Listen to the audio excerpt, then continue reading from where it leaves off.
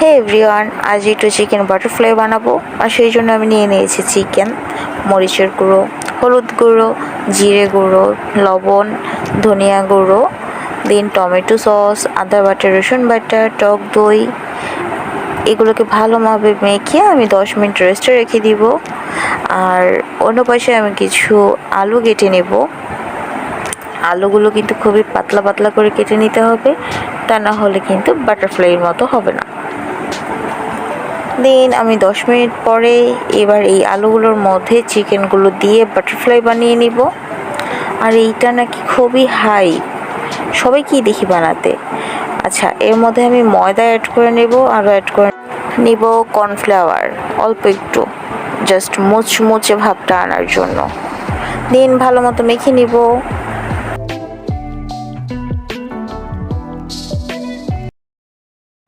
এই তো, তারপরে আমি আলুগুলো নিয়ে এর মধ্যে একটা একটা করে চিকেন দিব আর টুথপিক দিয়ে এটাকে জোড়া লাগিয়ে দিব। এভাবেই আমি সবগুলো বাটারফ্লাই বানিয়ে নিব।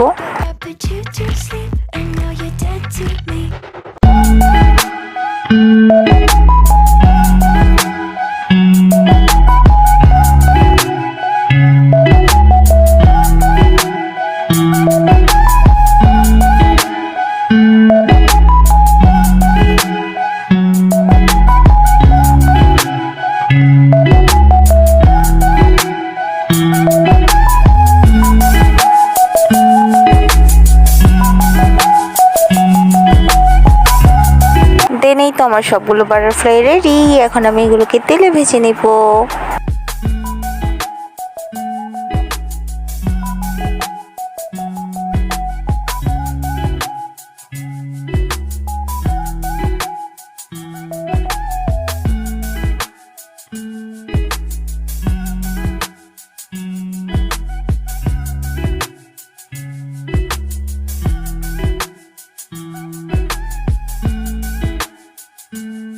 আর তারপরেই হয়ে গেল মুচমুচে বাটারফ্লাই। খেতে কিন্তু অনেক মজা ছিল।